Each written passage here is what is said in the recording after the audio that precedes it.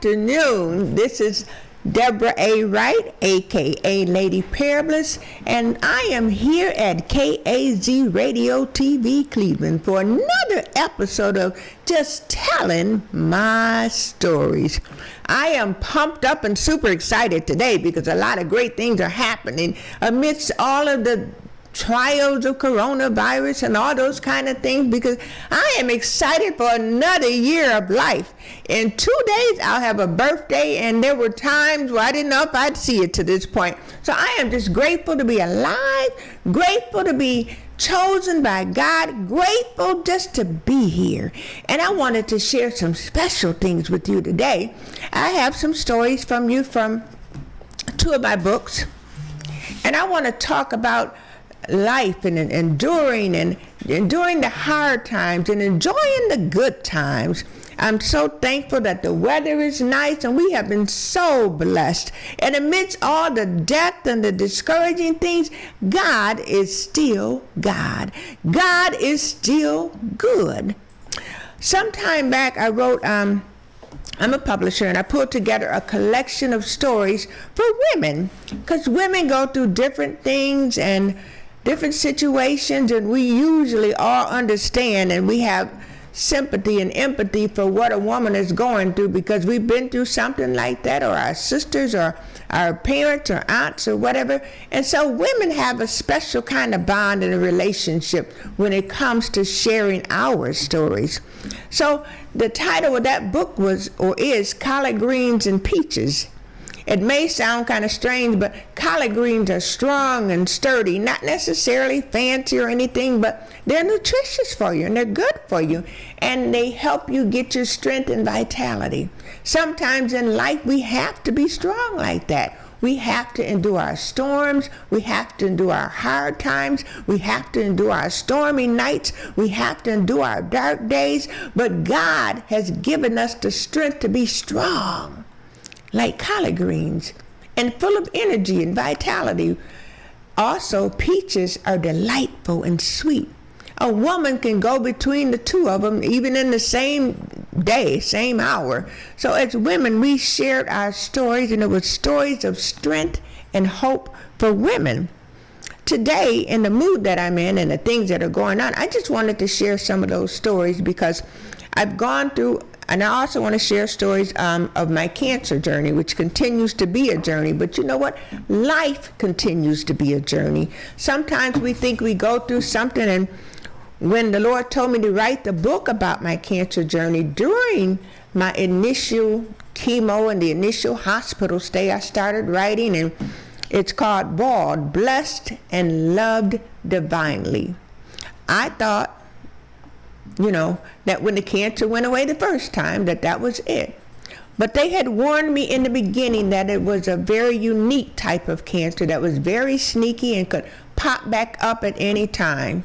True enough, as of today, as of this show right now, I am a 3-time cancer survivor, 3.5 years journey. And I even kind of questioned it and started not pushing the book so much because I didn't understand that life is a journey.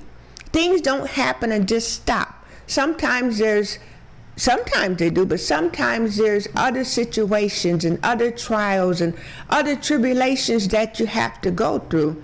But God told me that I was blessed and loved divinely.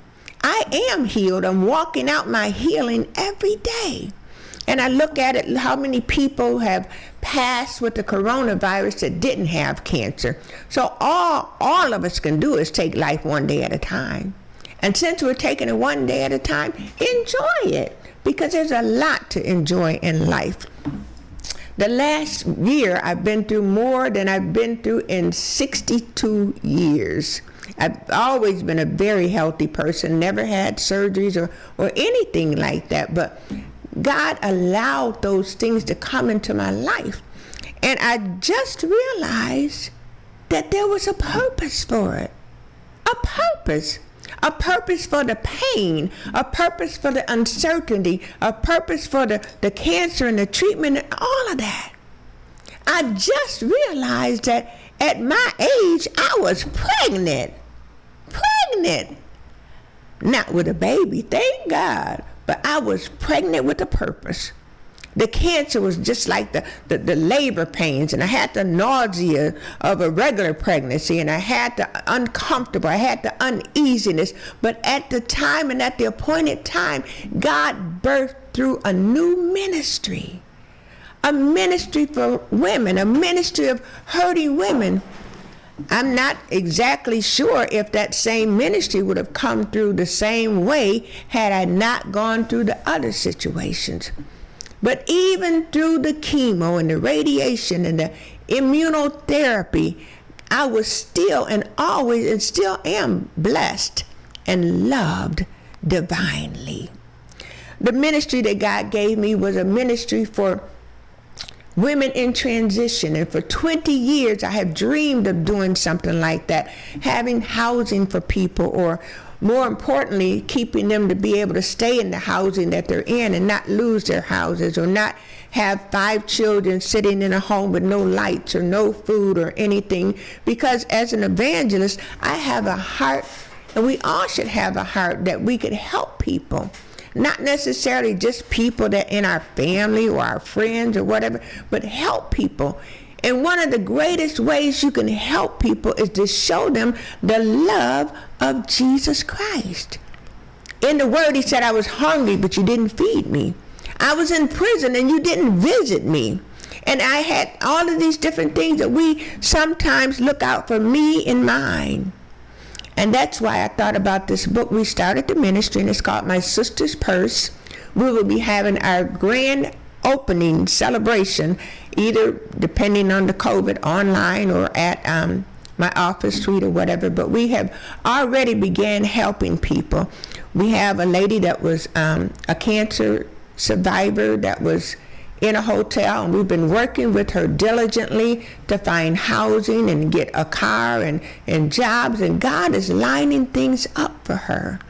And I feel good. I also have a team. We have our board, we have our supporting members, we have an executive director, and we're all ready to do God's work.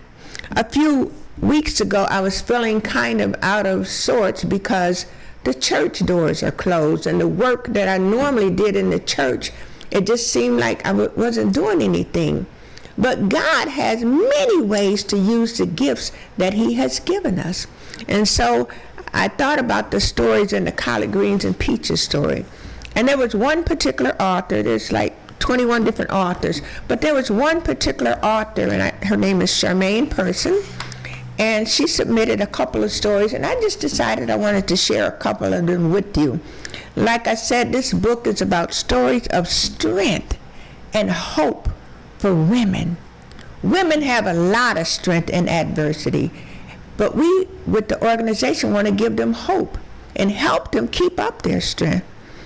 But Charmaine Person wrote this story that's called What to Do When You Don't Know What to Do. Several times a week, I enjoyed talking by phone to several ladies I had met while working at a prayer center. The work was interesting, and the cause certainly kept us busy.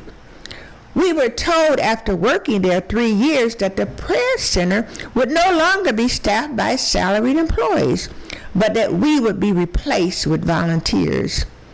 A 2-week notice was given to us, and being that we were a nonprofit, there were 8 of us employed in the prayer center, and we knew that each of us had a long road of uncertainty before us.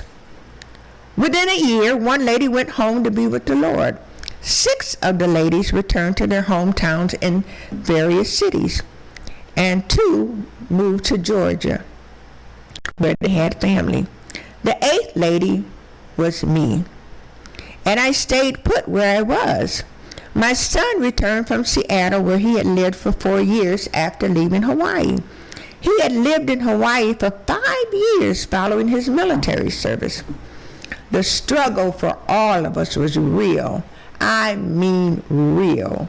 We comforted and encouraged one another and helped out when and where we could. Yet in my gut, I knew that God was doing something. But what? Was a question that I could not seem to answer. One thing I did notice was that whenever each of us we were not wanted. As time went on, one of the ladies called me several times crying, saying that she just wanted to give up. She had been divorced for a couple of years, and I believe the stress of being rejected by her family at each residence she stayed in had become just too much. I would tell her the same thing each time. You're just too close to quit. You're too close. We would pray, and the cycle would repeat itself within a week or two. The pressure of each of us what we were under was just unreasonable and quite painful. The jobs we found paid little or nothing, and the work generally required us to be on our feet all day long. Every penny we made went to rent, food, utilities.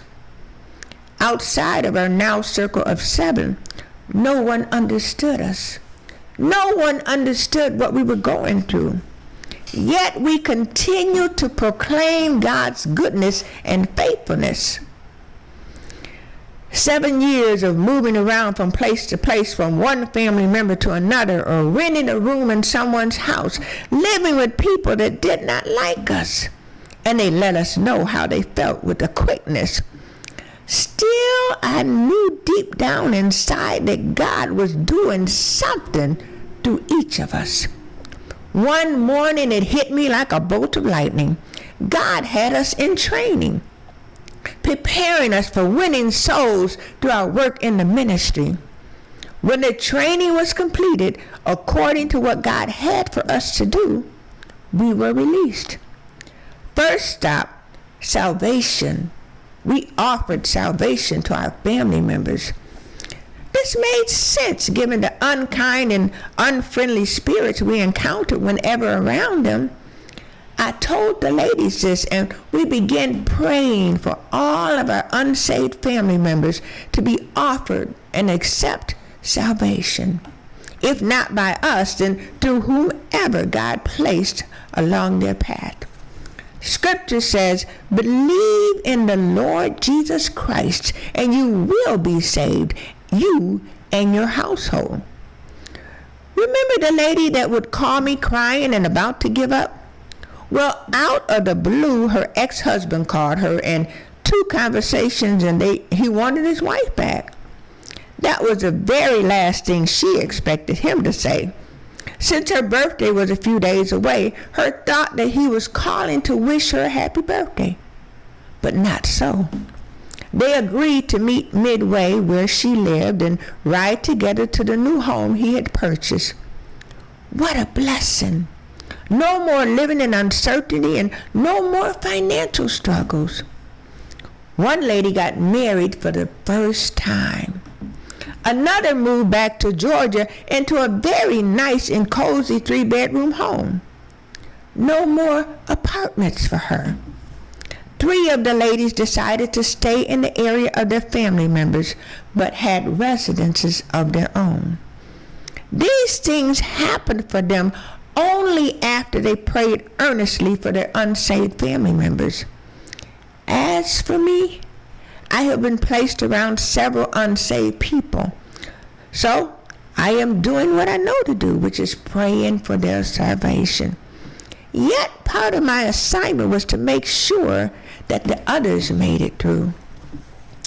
Are you somewhere and do not understand why you are there? Do you feel that there is no way out?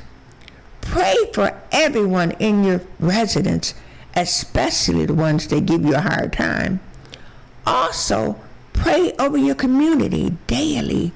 Soon and very soon, following your obedience, it is definitely breakthrough.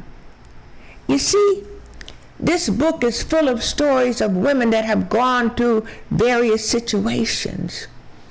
The organization that we started, my sister's purse, the board and the people that help us are very familiar with these types of situations.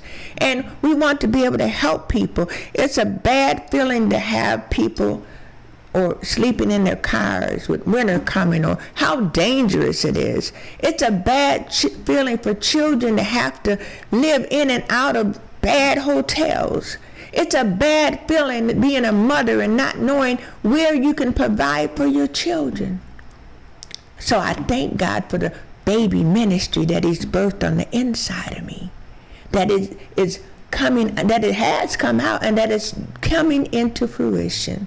I thank God for the people, and I was saying, well, God, I've been through so much this year, my energy and my strength, but God sent the people before I could finish asking them. They volunteered to help. We have a lady that's our executive director that's thoroughly experienced in what she's doing. We have other organizations that already we have teamed up with to do God's work. You don't have to be part of an organization to help people. Look around your neighborhood. Is there a neighbor that has children and they're out of school? And, it doesn't hurt to see if they need a couple of boxes of cereal and some milk. But the thing I learned is that when you're going through trials on your own, it's not just to punish you. It's not just to do anything. Yes, it is part of your story. But it's also to help someone else. Reach back and help someone else. I am in a position now where all of my children are, I can almost say that all of them are in their 40s, but one is still 39. I have 11 grandchildren and 3 great-grandchildren. So I'm at the point where it's just me and my husband, and I do have time and finances to reach back and help others. There was a time when I did have 4 children at home and being a single parent. But the church that I went to, they looked out for us. There was a dear deacon called Brother Terry, and Brother Terry he was faithful to drop off a bag or 2 of groceries every single week to help my family out. Other people were faithful to make sure that my car always had gas and was always in good repair. The children's uncle always made sure when they went to YPWW at night, he would give them $20 a piece, and this was a long time ago. They kept that secret from me, but at least they had their lunch money every week. They didn't have to go without like other people, other children in a single parent home. But I really never felt like I had a single parent home because my parents bought me a house right around the corner from them, and they were very, I was blessed to not have a mortgage for a long time, all the while they grew up. But we often hear that it takes a village to raise a child. It also takes a village to help our hurting mothers, our mothers that have husbands and baby daddies that are incarcerated, our mothers that have people that are strung out on drugs. And you know how important a mother is? Fathers are very important, but mothers help groom our next generation. Mothers help train our children at a young age about gun violence and gangs and everything. Mothers help put the fear of the Lord in our children. So we need to, as a community, make sure that our mothers can be the best mothers that they can be. Also in our program, My Sister's Purse, we have training sessions to help them. Because unfortunately, some of the young mothers today, their mothers were strung out on drugs, or their mothers were incarcerated, and they didn't get the mothering that maybe you and I had. So it is our responsibility to share our stories, to share the love of Christ with people that are going through. Look at how many people lost jobs just since the coronavirus. Yes, they got some benefits and all of that kind of stuff, but they're about to run dry.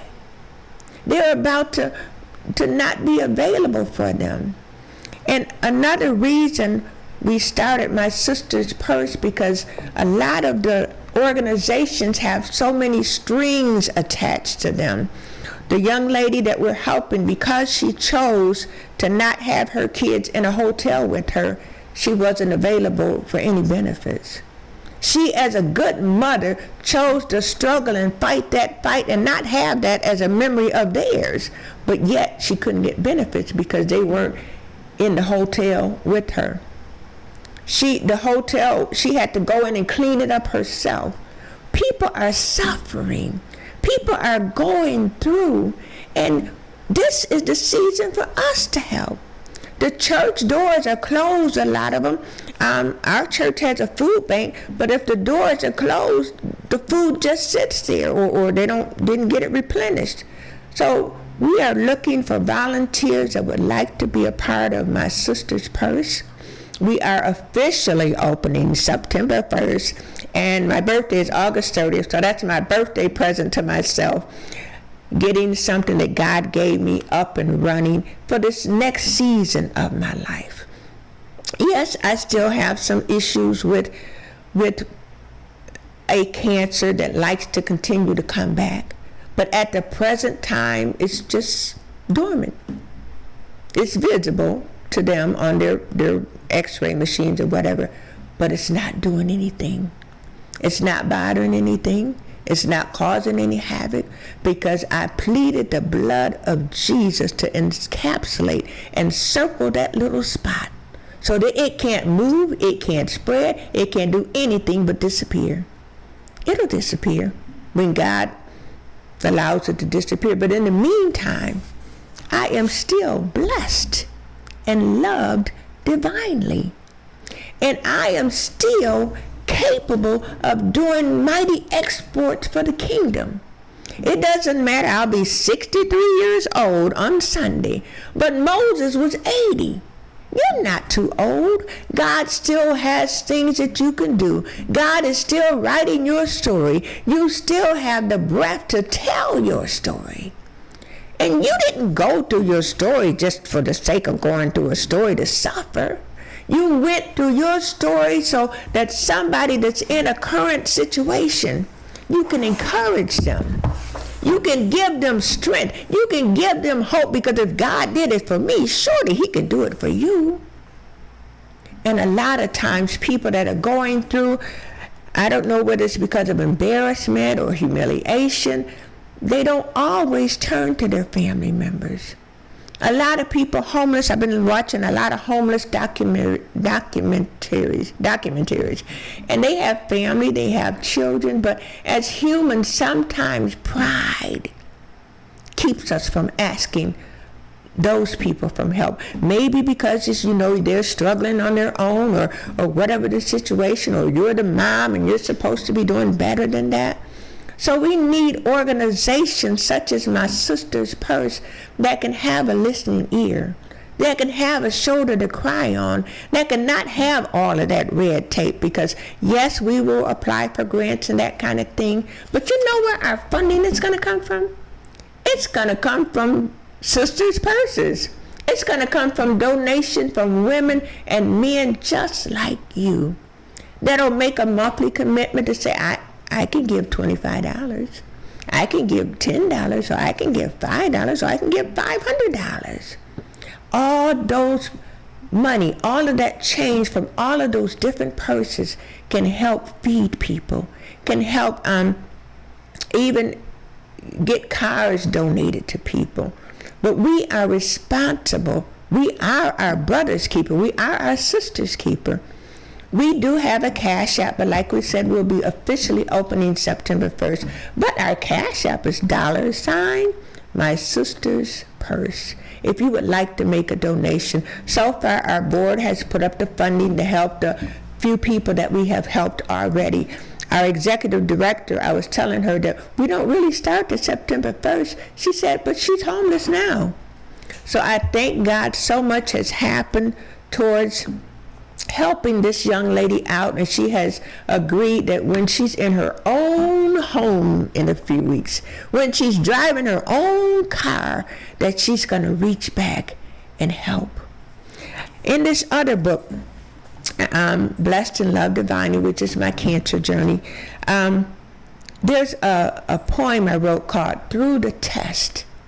You may be in a situation where you need some assistance right now. You may be in a situation where you just simply need someone to encourage you right now. You may be in a situation where you don't even know what tomorrow holds. But this poem is called Through the Test. When I asked you if you would trust me, you gently said, I will. When I asked if you would give up all, for you, no bitter pill. When I asked if I could use you, you yielded out your hand. When I asked if you would go tell others, you obeyed my command. But you loved me enough to obey, not knowing all the story. For your humble faithfulness, you've given me the glory. Well, my child, you've proven your faith is pure as Job's. And as for what I'll do for you, the half has not been told. Just ask for what you will in faith, and I will surely give. For you made it through another test. Rise up, my child, and live. If you need prayer or if you need encouragement, message me on Facebook. I have a very active prayer ministry, and God has really been blessing us. We meet on Sunday nights online at 9 o'clock. I can even give you that information if you would like to do that. But be encouraged in whatever state you're in. Be encouraged if you need assistance, and don't be afraid to ask. The Bible says, ask and you shall receive. And it also commanded us to have a heart and compassion for those in need. So please say a prayer for my sister's purse, Incorporated, as we endeavor to go and continue the work in the kingdom that God has called us to do. Until next time, this is Evangelist Deborah A. Wright, a.k.a. Lady Parablist, just telling my stories. Be blessed.